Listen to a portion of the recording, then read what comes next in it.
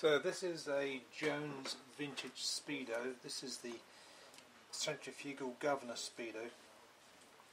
As far as I can tell, it works. I've done this by putting the cable and the lines up in there and giving it a twiddle. And if you twiddle it, it comes up a little bit on there. So I would say that it probably does work. It probably would be best to overhaul it, I expect, to make sure that it's as it should be and doesn't do any sort of harm. You might want lubricating or something inside. It's been off of a bike now for many years, 30, 50 years or more, I expect. It comes with a gearbox. Now this gearbox, when you turn that, you can see that it sort of rotates up there, but it doesn't spin freely on the shaft. There's been some kind of grip marks on this sort of piece here. Something goes on the back there and I don't know what, I've got nothing for that. And there's no ring that goes on the wheel either. But anyway, there's the basis of a gearbox there which sort of half works. You may be able to sort of do something with that with a bit of fiddling around with it.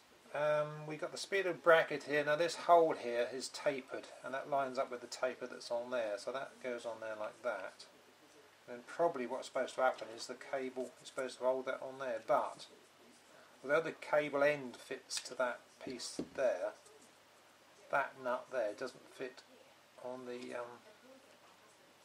line up. That doesn't line up on there. It's too small. This is a green leather-bound Speedo cable.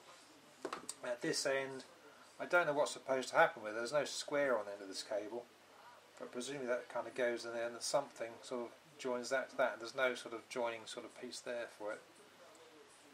The cable itself, if you can use it, is probably fine. It seems to turn okay. It doesn't snag or anything.